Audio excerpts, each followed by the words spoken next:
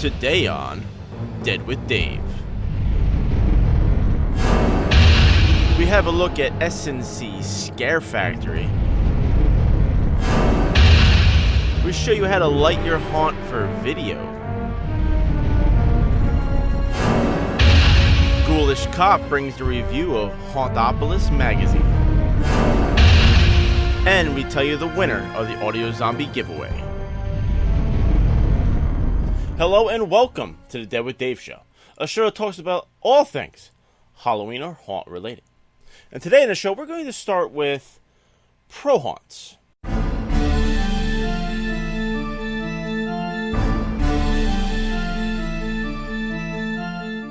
While at the NHC a month or so ago, we went through their on-site haunted house. This is the third year the NHC has put a haunted house on the show floor. Well, maybe we should just say 2 years. The first year was a horrendous mess, and I have really no idea who built it or what they were trying to accomplish with it, but it definitely wasn't a haunted house. The second year, though, S&C Scarefactory took over and definitely made a huge improvement over what was there.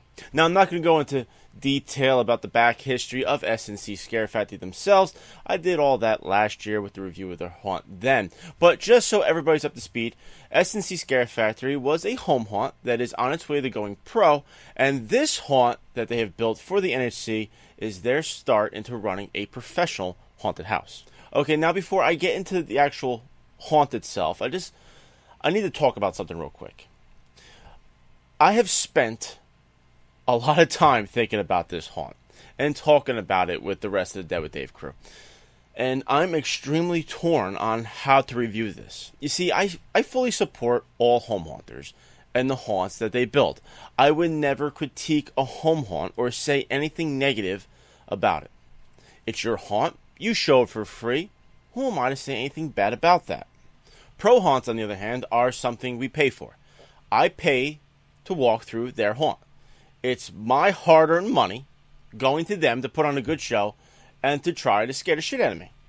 So with pro haunts, I always give a full, honest review. It's only right to tell you guys if it's worth your hard-earned money to go through their haunt or not.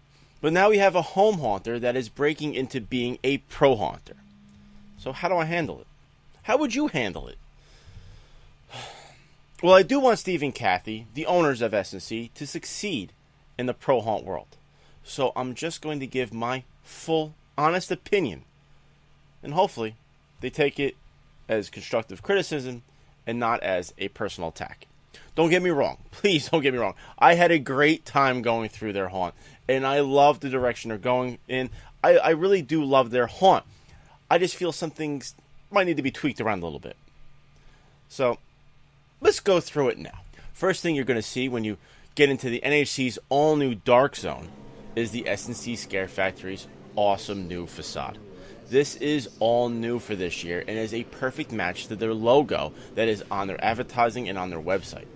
Building this facade was a great move on their part. It really helps establish a brand for them as well as helps make them recognizable in the future. After you walk through the surrounding gate, you meet the greeter, who is actually the owner, Steve. He goes through a little spiel on the haunt and what you're about to get into, gets you all amped up, and then sends you on your way through. Beware of what you fear. Where should we find it in here? The first room you enter is, well, I guess you call it the headroom, because it's a room full of hanging heads. This year, because of the lights being off, unlike last year where the lights were full on, they added in some strobes, which really have a great effect. The strobes made the heads, which were moving and shaking already, the feeling of even more movement, which really made it kind of freaky in there. Next, you step out of the haunt and you're handed a pair of 3D glasses. The greeter there then explains what you're about to walk through, and then you're sent on your way again. From there, you enter into the clown room, which is awesome, with lots of big props and colors that really pop. You can't really see the colors here because of the night vision I'm forced to use, but they do look really cool in person. I will admit, though, 3D is not my thing. I think the 3D effect here is okay, but as I've said before, you have to do 3D right to make it look scary. and not many haunts can pull that off. But the clown scene itself is probably my favorite part of this haunt, because it does have great detail with the larger props. I just really hate those fucking 3D glasses. I can't stand them. I just can't stand them.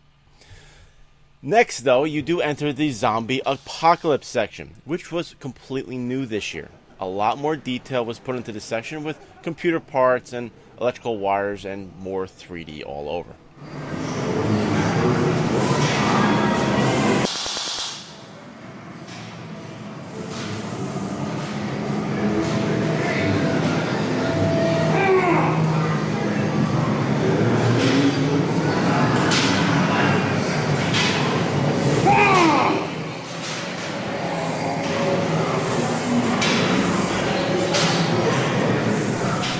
The last section is a bedroom scene with a moving zombie under a bed that was kind of hit or miss if it worked. But at the end of the walkthrough, you have your choice of how to get out. This was expanded from last year and made a little bit better. If you take any of the first two exits, you end up going through a loop, which pops you right back out to where you started from.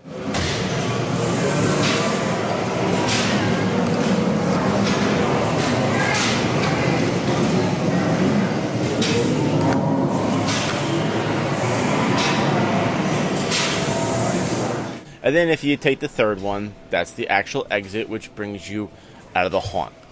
And that's it. I hope that you enjoyed yourself. Okay, now on to the review. Overall, I had a great time. And it was well worth the $4 or so I think it cost to walk through it. I did get scared 2 separate times from pop-outs. One time in the clown room with an actor that popped out from behind the half wall, and another time in the zombie section where an actor popped out from inside of a barrel. Both really good scare spots that I really didn't see coming. The haunt overall has improved from last year, but I would have liked to see a new layout and maybe even different rooms. Besides the all-new 3D zombie part, the haunt was basically the exact same thing as it was last year. Even most of the props were in the exact same place. New customers aren't going to notice that, but repeat customers want to see change, and big changes at that. And repeat customers are what you're going to get here at the NHC, so change is definitely a must. Now, I'm not going to point out every single problem I saw, that's just retarded. But I do see one problem that really will bring this haunt up to a pro level. And this goes for any haunt anywhere in the world. The haunt needs a backstory. Really bad. I know the story they're using now, and that it's a scare factory where all your fears come true. But I think the story needs to go a lot deeper than that. And since each room is a different fear, then each room has to have its own complete backstory. Okay, I'm going to give you a couple examples, just so you don't think I'm talking shit here. The first room, there are heads hanging from the ceiling. Why? Why are there heads hanging from the ceiling? I have no idea. They're just heads hanging from a ceiling. For it to be scary, I need to know why there are heads there. I need to know why they have been dispatched from their bodies. Is there a crazy psycho in that room with us? Is the devil tearing heads off and hanging them up? I don't know. But it would have been a lot better if I did know. Then right after the hanging head room, you have to leave the haunt and get your 3D glasses to enter the clown section. Now, why are there clowns? Am I in a crazy circus, a sick sideshow act, or maybe just at a fucked up kids party? Beats me. All I know is I got these stupid fucking 3D glasses on, and I'm looking at these pretty colors popping off of things that overall would be a hell of a lot scarier if I knew what they were doing there. And you know, this goes for every room of this haunt, and it goes for every room in anybody's haunt. Every kick-ass haunted house has a kick-ass story to back it up. I just think they need to take a whole month off, sit down and write a story for their haunt and each room of their haunt. Then only when that story is done should they start building for next year. I think that's pretty sensible, right? But please don't get me wrong. Myself and the entire Dead with Dave crew had a great time walking through the haunt, and I look forward to seeing what S&C has to bring next year. I'm sure Steve and Kathy are probably cursing me out right now, calling me names and all types of shit. But I'm just calling it the way I see it, and for any professional haunt to succeed, you need to hear what people liked and what they disliked. Just having people blow smoke up your ass telling you only the good things about your haunt is not going to help you grow at all. But like I said, let me say it again. We all had fun walking through, and that's the whole point. And I will be there next year to walk through again if they will have me and don't shank me at the door. But I want everybody here to show their love and support for a couple of home haunters that are well on their way to going pro. Go over to their website, Facebook, and YouTube channels, and subscribe, like, comment, and show them that the home haunter community is always here to back them and bring them to pro status. I will leave all the links to their pages in the comment section below.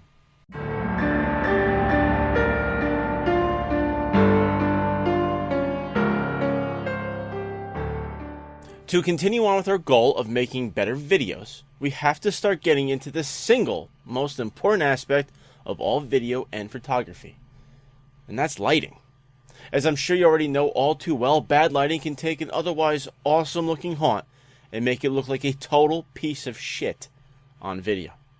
We've all seen it right here on YouTube. We know how great these haunts are, but their year-end haunt video just doesn't show it in its full glory.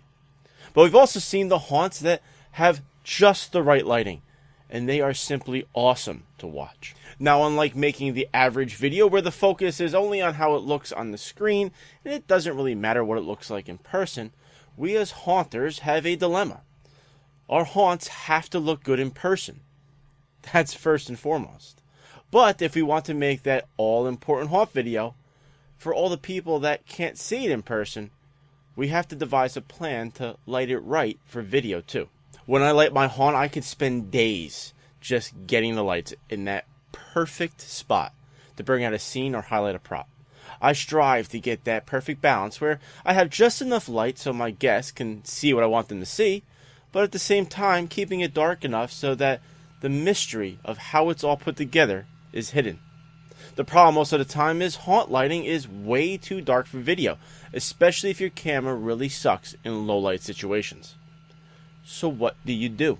How do you light your haunt to keep that happy medium between what your guests will see and what your video will show? Well, there's a lot of ways to light your haunts. So many, in fact, that I could never cover them all here. But I can get you started on the right path by showing you how I light my own haunt. But please keep in mind, this is not the be-all, end-all of lighting, and that lighting your haunts is truly an art form, and it's dependent on how you want your haunt to look. Okay, for this little demonstration, I'm going to be using the back wall of the show here. You've all seen this plenty of times up close and personal.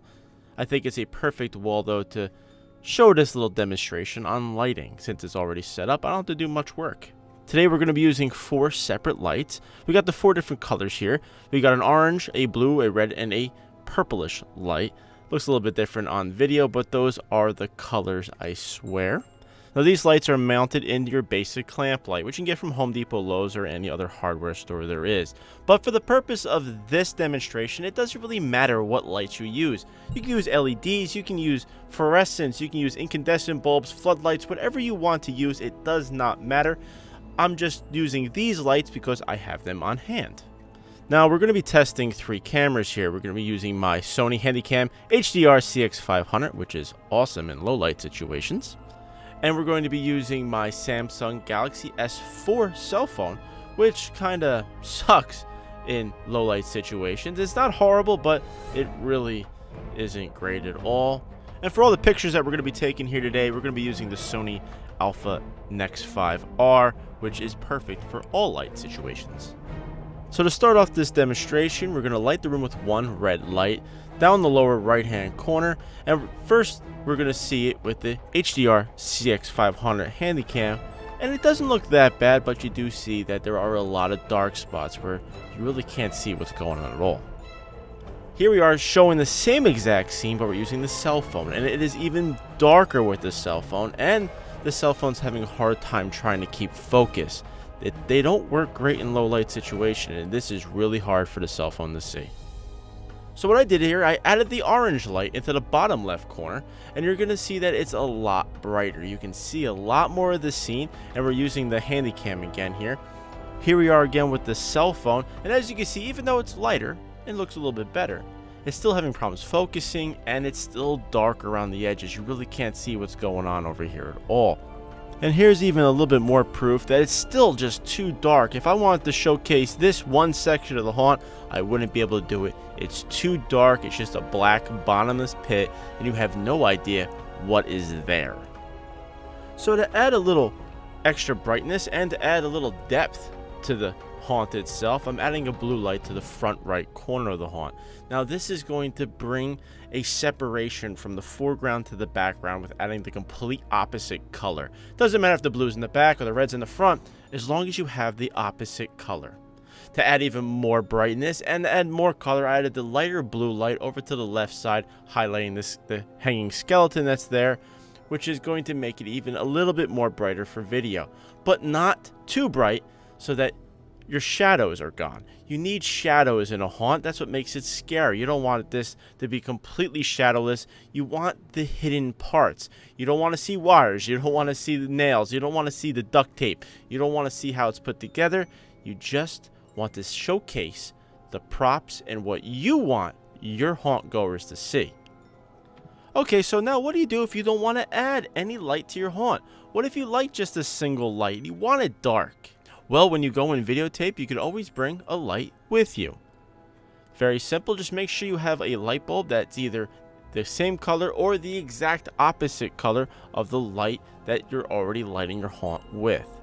And when you're videotaping, you're only moving the camera, you are not moving the light source. So here's a very dark scene.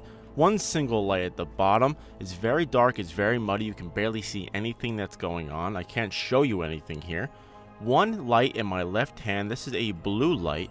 It's in my left hand. I'm not moving the light, I'm only moving the video camera. And as you can tell, the scene is there. You can see it, you know exactly what you're looking at, and that turns into a beautiful video. And here is a perfect example of a way too dark scene. In person, you can kind of see the skeleton, but the light is all the way on the other side of the room, so on video, you can't see it at all. Simply adding a light in your hand instantly lights the room and makes it visible on camera. And unlike using your typical camera light where the light is just way too hard, it's way too bright, using a softer color light is going to really bring out your prop, and it's going to make it look like that light was always supposed to be there. Here's another dark scene that we see here, and just with the flick of a switch, we lighten it up just enough to capture that perfect video. So I know what you guys are asking right now. What does it look like in person? Is all these lights just too bright for a haunted house? Well, I took some pictures with my Nex 5R camera to represent what it looks like to the human eye. But first, let's recap. First, we started off with the red light in the bottom right corner.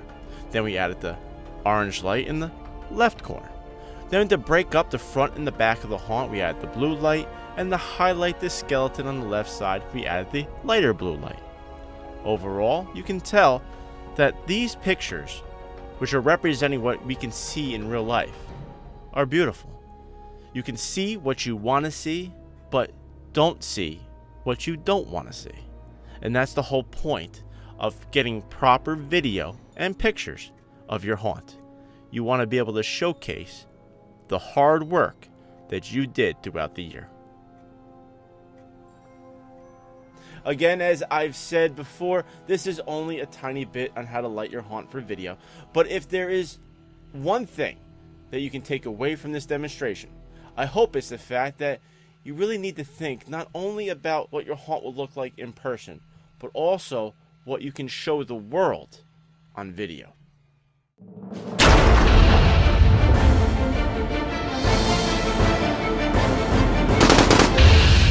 Hey, welcome back. Can you believe it? 3 months in a row, Dave's asked me to record another segment for him. What the hell's going on with that shit?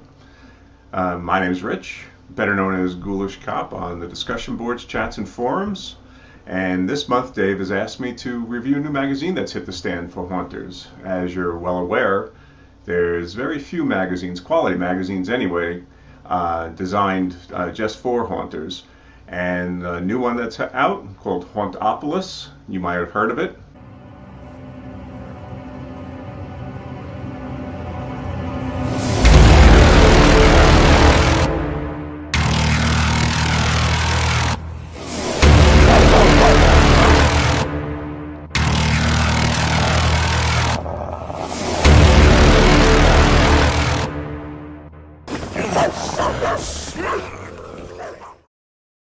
Well, looking at the cover of Hauntopolis, I'd say we're off to a pretty good start. Pretty cool cover with the cover story of On Haunted Hoochie.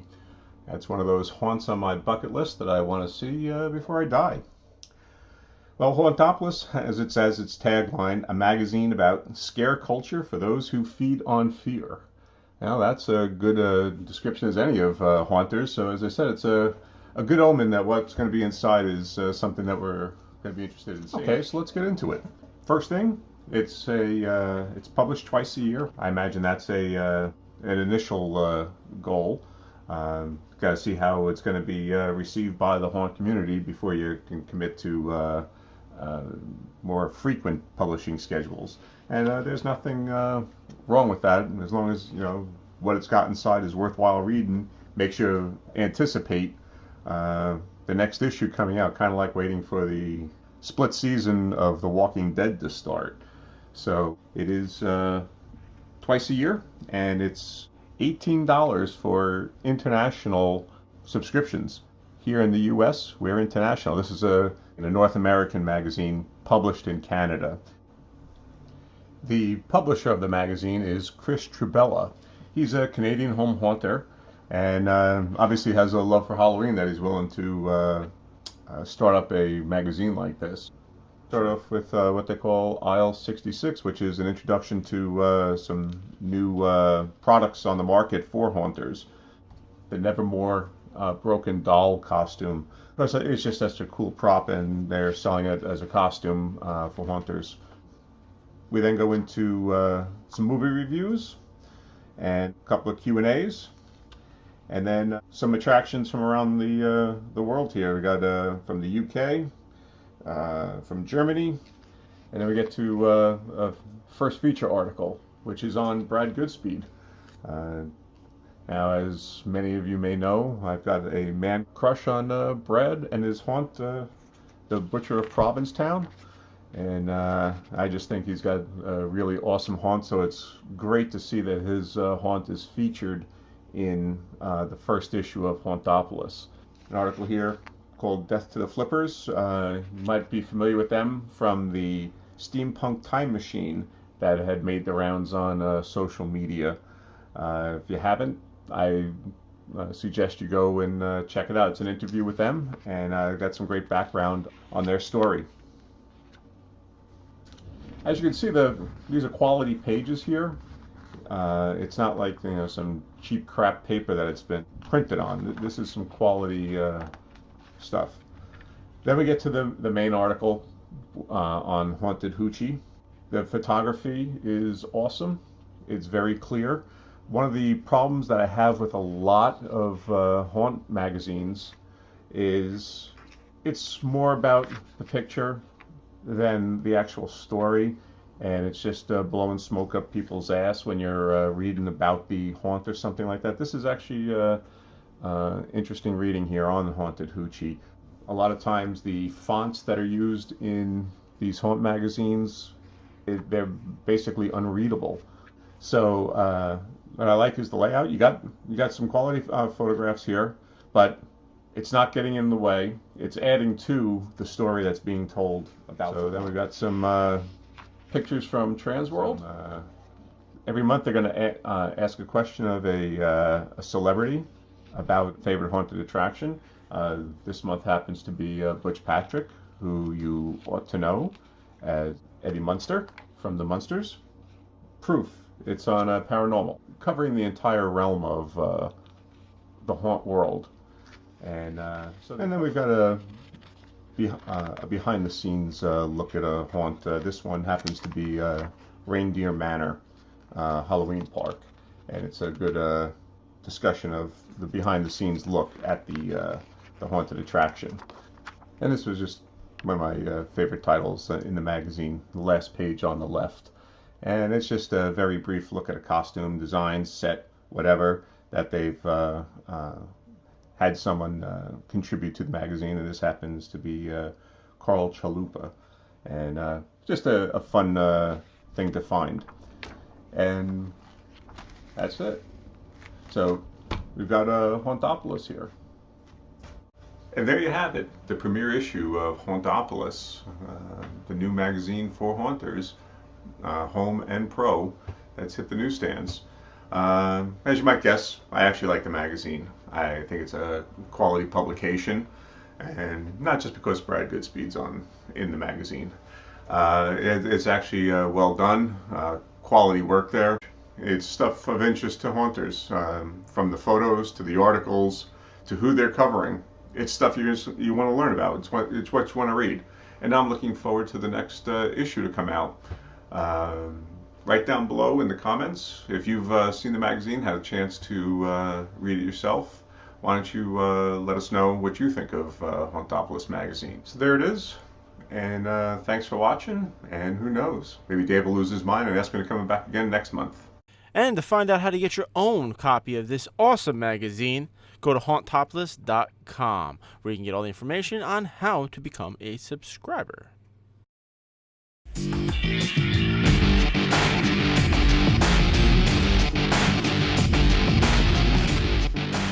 Well, it's contest time. Here on the Dead with Dave show, we have Audio Zombie gear to give away. Audio Zombie was kind enough to give us a whole crap load of products to give away here on the show, and I've decided that we're going to give away just a couple of things every episode down the line. So I'm going to give away like 5 or 6 different prizes throughout the next couple of months.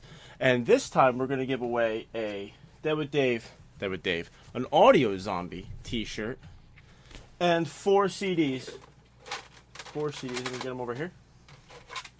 4 CDs, 4 different CDs from Audio Zombie. To one lucky winner. So you're going to have the collection of 4 CDs and a t-shirt for one winner today. And we're going to choose that winner. Crazy Cart Lady is here to help us out. As you can see, she's in her wedding attire. If you don't know, me and Crazy Cart Lady are getting married this October. We've been in... she has multiple rings on. And we have been engaged for quite some time. And we're getting ready to get married. So her whole focus is on weddings right now. Okay. You gonna help me out with the contest today? You just want to do the wedding stuff. We have to put the wedding stuff on pause just for a little bit. I have all the names. Okay, thank you. That's her pause button. We have all the names here in this. We had a lot of entries, like 72 entries. It's a lot of freaking entries in there. Yeah, you gotta pick. You remember how to do this? Okay, we're gonna mix this up. You're gonna pick one out. Hand it to me. Go ahead. Up high. No, not from the bottom. Just one, please. Just one. Thank you. Can I have it? Thank you very much. Holy crap. Oh, this is so difficult. And the winner is of 4 different Audio Zombie CDs and the Audio Zombie t-shirt is... You excited? I'm excited. Vic Angel 33. Yes, Vic Angel 33. Please send me your information so I can send this stuff out to you. You're going to love all the Audio Zombie CDs, I swear. Are you happy for Vic? You're not going to talk at all today? Yes, I'm a pretty bride. Oh, God. Okay, Vic Angel 33, please send me your information so I can send this great stuff out. Please, everybody else, go over to audiozombie.com and check out their great sound. There are other t-shirts that they have for sale and everything. They really are a great sound company out there. And that's it. That's this for this episode of Dead with Dave. I hope you've all enjoyed. We're going to end the show today with a little bit more of the bloopers from the Dead with Dave Home Haunters Awards. Are you excited to see that? Yeah, she's not talking at all today. Not one word's coming out. Need my cart.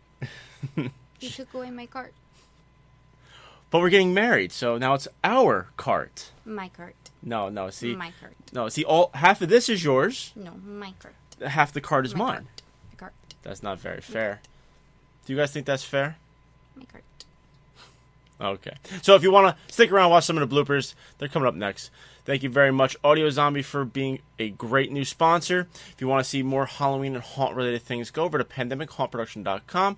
Check out everything I got going on there. And I will see you guys next time. When haunters decide to make the move from static to animated props, most of the time, the first thing they reach for... Fucking get out of there! Most of the time. Can we do this, guys? Please. Get them out of here! Okay. Okay. Let's look at Rich. Okay. When haunters decide to make the move from static to animated props, most of the time, the first thing they reach for is a motor. Motor-driven animatronics are great for that creepy and eerie look, which can be very hard to create when using pneumatics. When a good motor prop is done right, it's hard to tell if it's real or fake. Thank you! Yeah! Oh!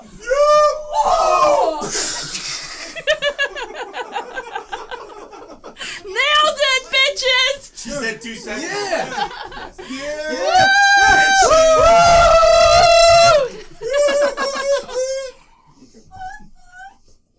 You know he gave me another shot, so I'd fuck up this time, right? Thank you. He wants to sabotage you. Whoa, what is that? That's the maple. Woo! You Holy like shit, that? it's You like me? pancakes. Thank you. Yeah, I thought you liked that last time. Not you, Dave. Alright, wait, I gotta burp. Okay. Sorry. Holy shit, that was a band burp. Already, I think. Wait, you're too ahead of me. What the fuck? You ready now? Oh, that stunk.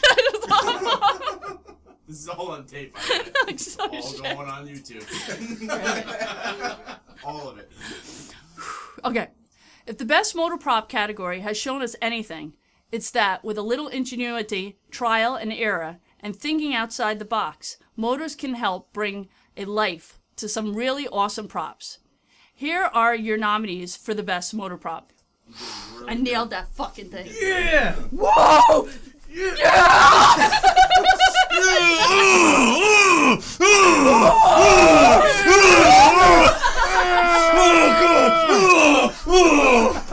the fuck is going on? Oh shit, he's gonna drive me home. I'm in trouble. Why'd you have him be I don't know. I'm the designated driver, yes.